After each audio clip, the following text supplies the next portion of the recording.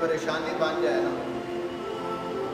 تو آپ کا جو زیادہ عزیز ہوگا، زیادہ محبت والا، چاہے آپ کا بھائی ہو چاہے آپ کا دوست ہو، آپ اس کے پاس جاتے ہیں کہ بھائی میں بڑا پریشان ہوں، میرے ساتھ یہ معاملہ پیش آیا ہے، میری کچھ مدد کرو، تو وہ حسب توفیق اس کی مدد کرتا ہے۔ جو یار نصری ہو نا وہ مدد کرتا ہے،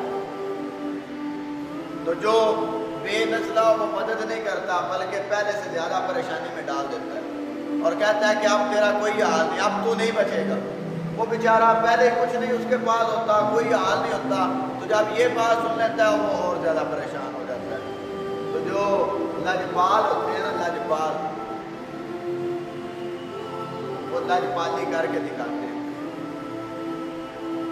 اسی لیے میں آپ کو کہتا ہوں کہ لجپالوں کے سنگ چلیں، جو لجے پالتے ہیں ان کے سنگ چلیں۔ یہ نہ ہو کہ آپ نیکی کی طرف گامزن ہو اور جو ہے یار اپنے برے بنا لیں، وہ آپ کو نیکی کی راہ سے ہٹا دیں اور جہنم کی طرف لے جائیں۔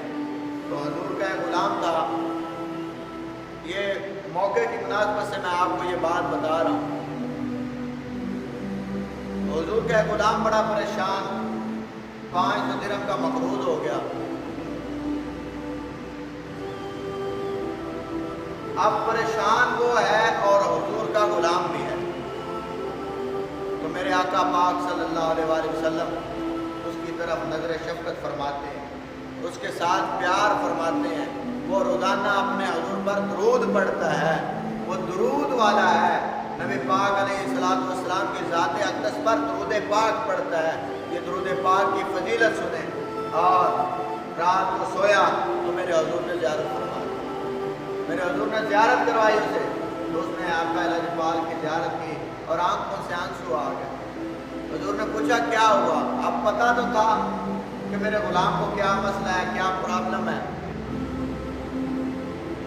تو اس نے کہا یا رسول اللہ میں مقروض ہو گیا ہوں، 500 درہم میرے اوپر قرضہ ہے، تو میں بڑا پریشان ہوں۔ اب یہ نہیں حضور نے اسی وقت اس کو دے دیا، اب دلاتے بھی حضور ہیں۔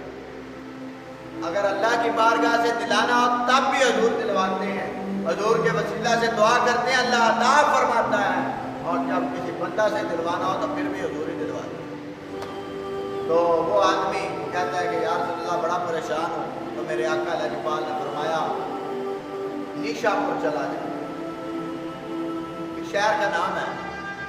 وہ آدمی اس نے کہا جی وہاں تو جا کر میں نے کیا کرنا ہے؟ تو میرے حضور نے فرمایا وہاں ابو الحسن گیلانی ہوں گے، ان کو جا کر ملنا اور کہنا کہ مجھے حضور نے بھیجا ہے، میری مدد کیجیے۔ اس نے کہا اس نے کوئی ثبوت مانگ لیا؟ تو حضور نے فرمایا اسے جا کر کہنا کہ تم روزانہ مجھ پر درود پڑھتے تھے، رات کو مجھ پر درود نہیں پڑھا، کیا مسئلہ؟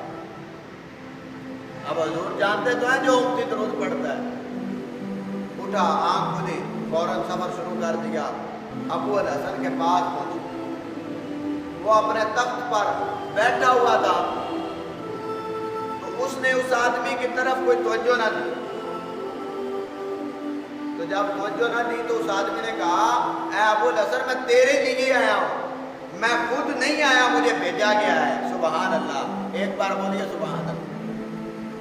مجھے بھیجا گیا ہے اور مجھے حضور نے بھیجا ہے،